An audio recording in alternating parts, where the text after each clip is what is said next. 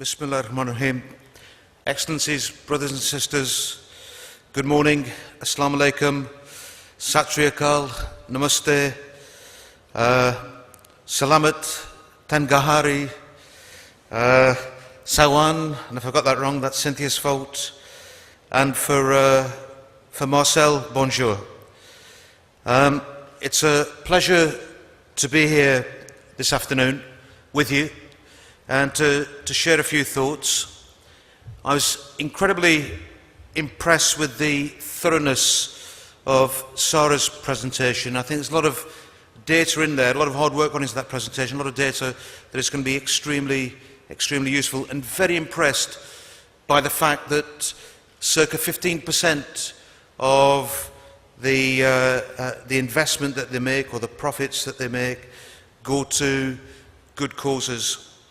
I've got a comment on Stanley as well. Just say that when you first showed the slides, I thought we'd had the conference in the wrong place, because it should have been in Mabul, because it was such a beautiful place. But a real good, I think, insight into the kind of grassroots realities and challenges, and the support that is needed for all peoples, no matter where they are, and no matter how small their community is.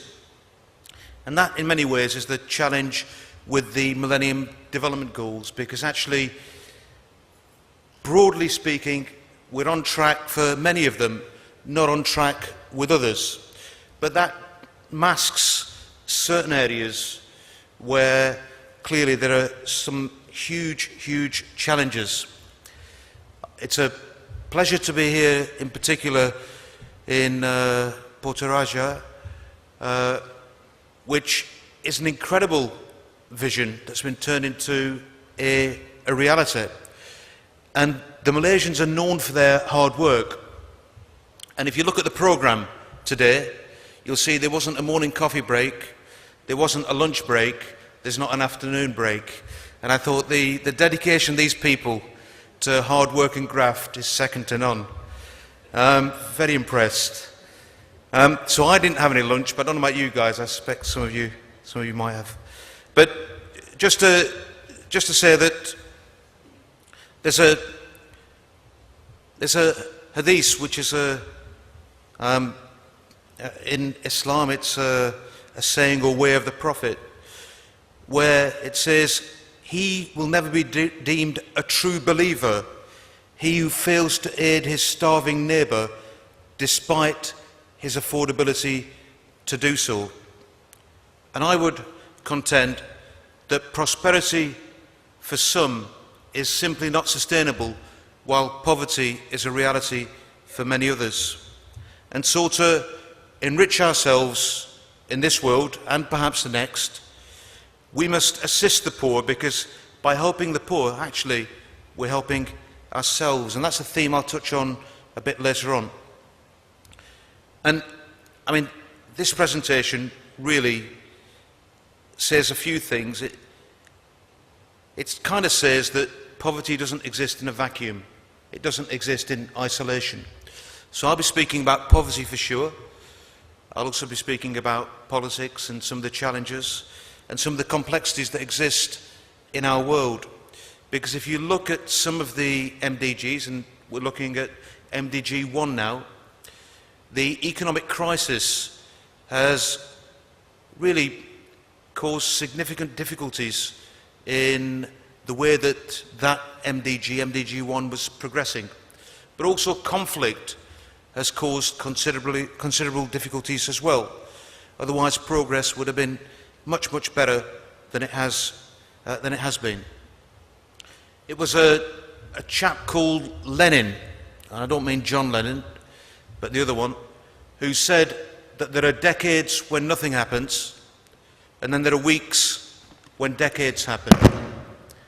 And I think we're privileged that we've lived and live in an era when we can honestly say that there are weeks when decades have happened.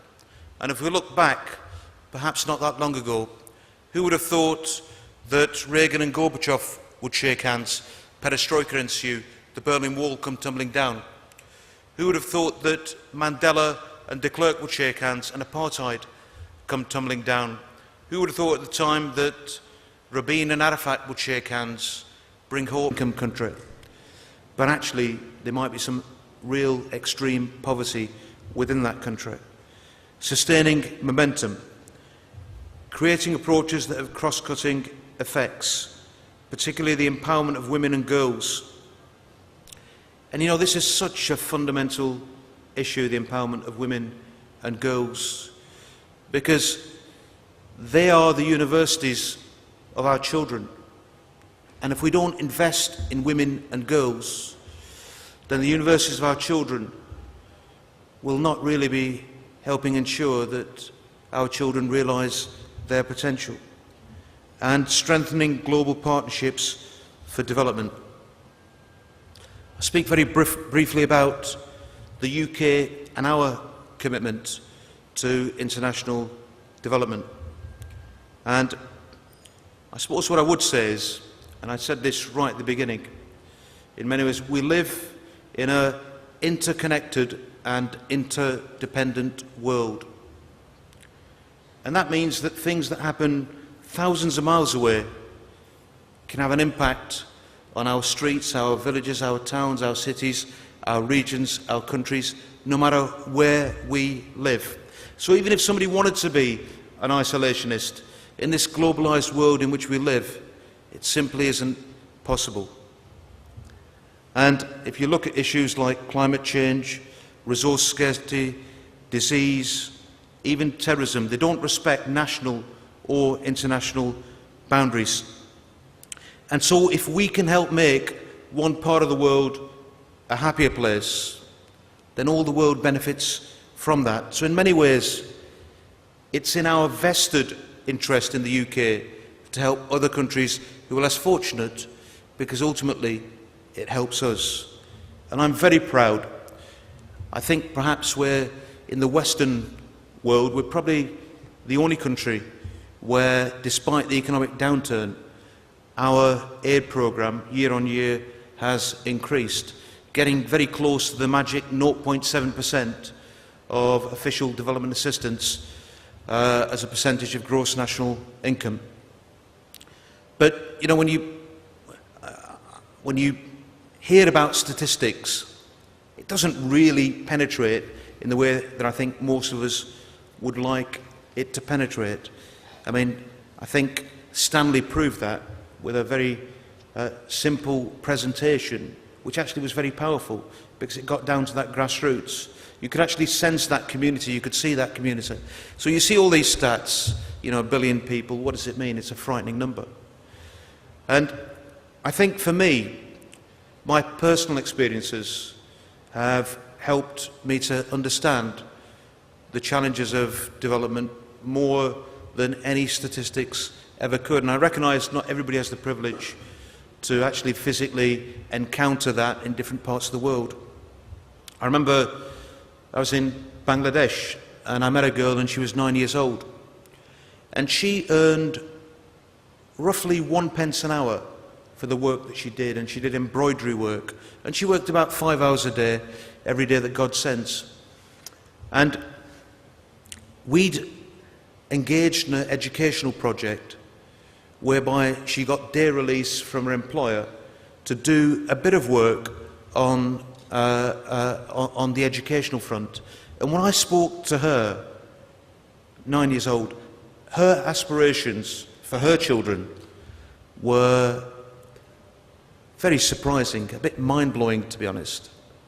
But she wanted her children to be doctors and engineers, and she had all these hopes and dreams.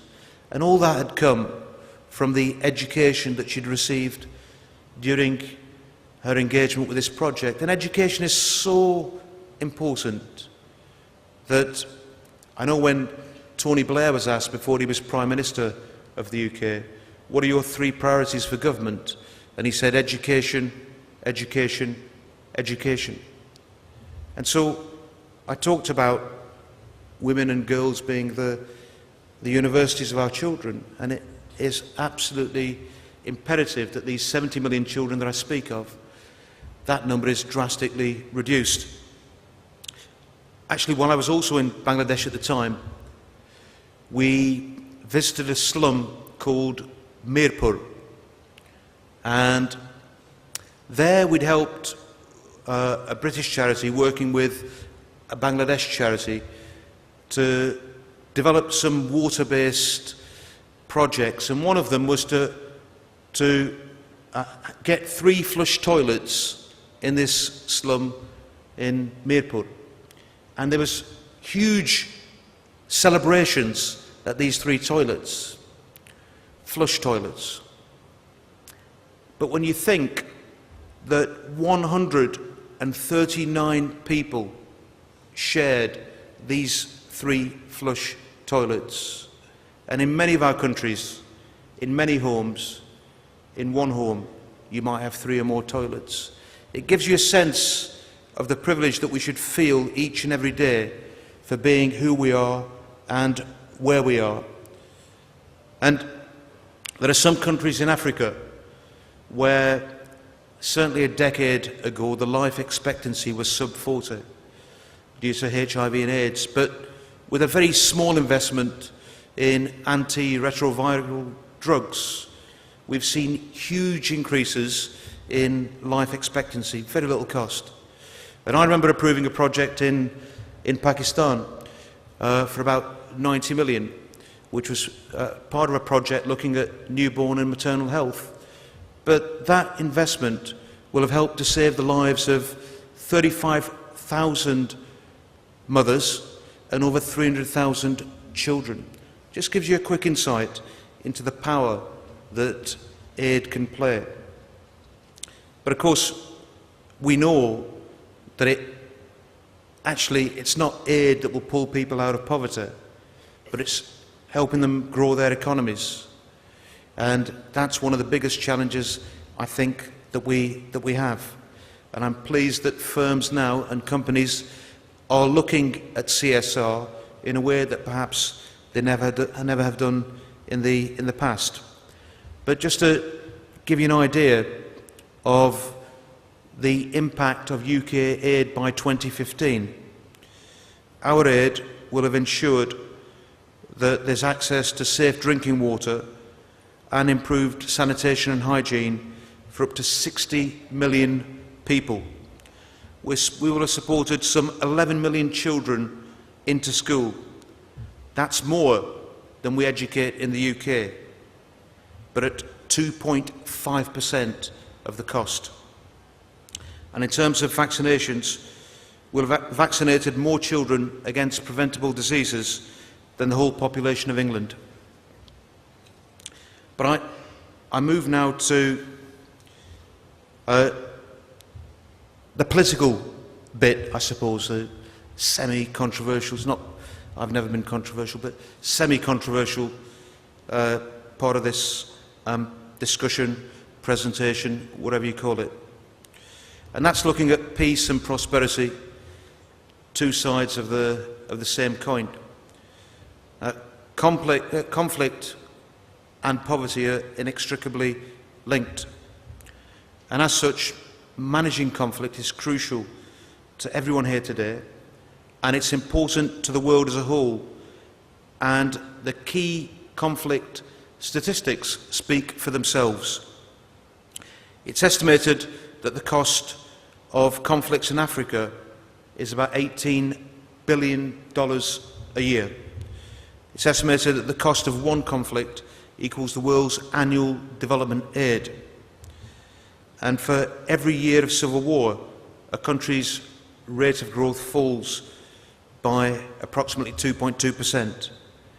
And this is the key one for people that are interested in investment. £1 spent on preventing violent conflict saves the international community £4. It's a no-brainer, really, but it's a no-brainer that doesn't seem to be a no-brainer to far too many people.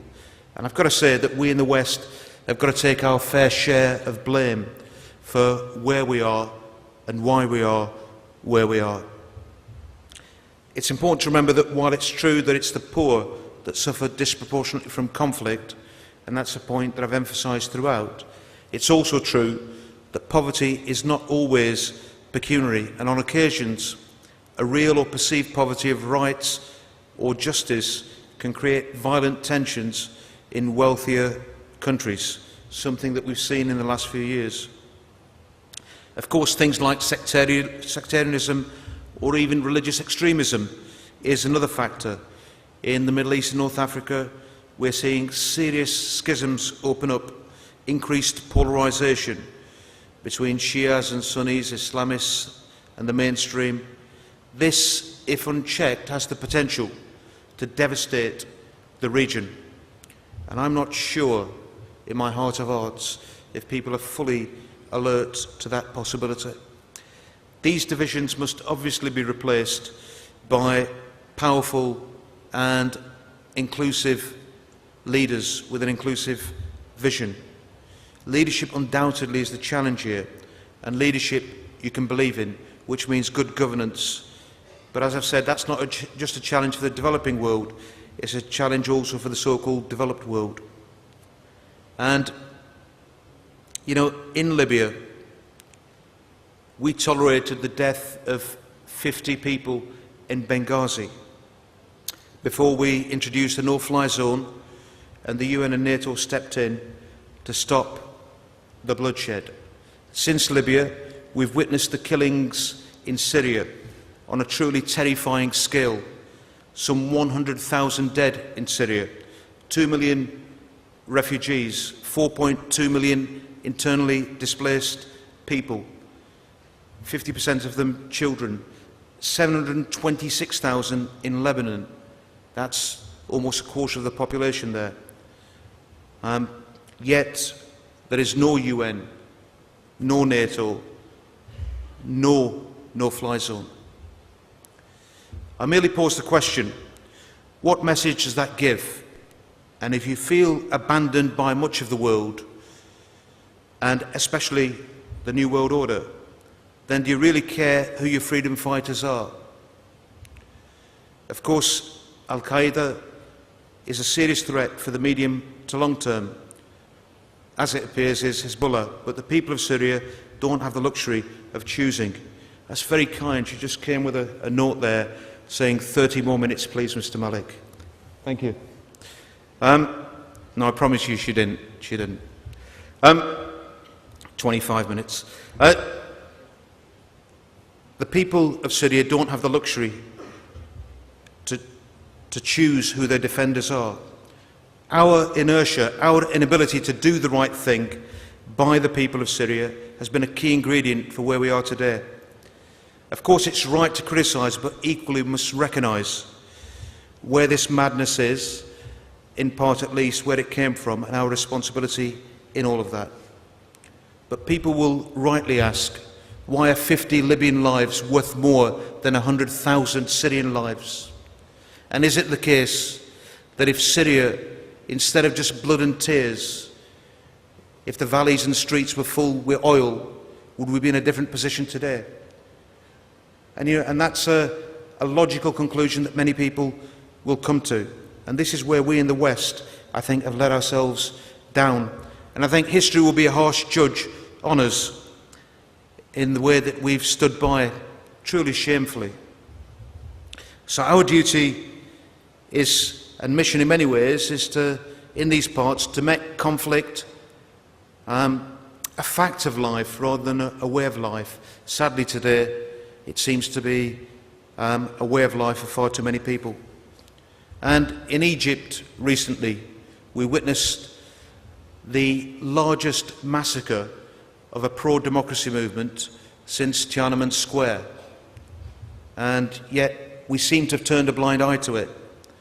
And we're not even able to say that Egypt was a military coup, which again I think just it means that people don't really believe us, they don't trust us, that we speak with vested interests, not values, or I should say we act with vested interests, not values. We speak with values and not vested interests. And really we've got to understand that we've got to align our values and our vested interest, because ultimately it's our values that are our best vested interest. And, you know, just for the record, I'm not a member of the Muslim Brotherhood, but I am somebody who believes in freedom and democracy. I'm not on my own, because of course George Bush used to lecture us on freedom and democracy at least twice a day.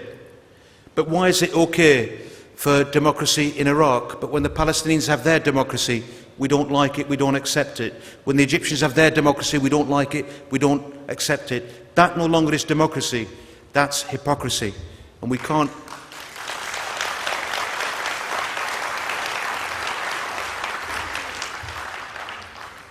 afford to be called hypocrites in a world where we're supposed to be setting some kind of standards.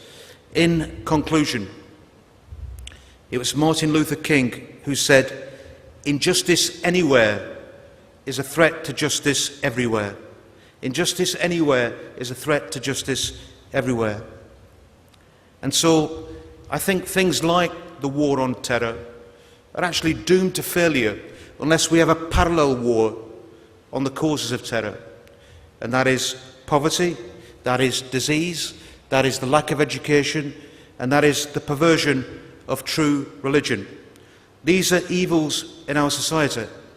And Edmund Burke, a great British philosopher and Member of Parliament, said that for evil to prevail, all that's required is that good people do nothing. And I'm sure that you're not the kind of good people that are about doing nothing.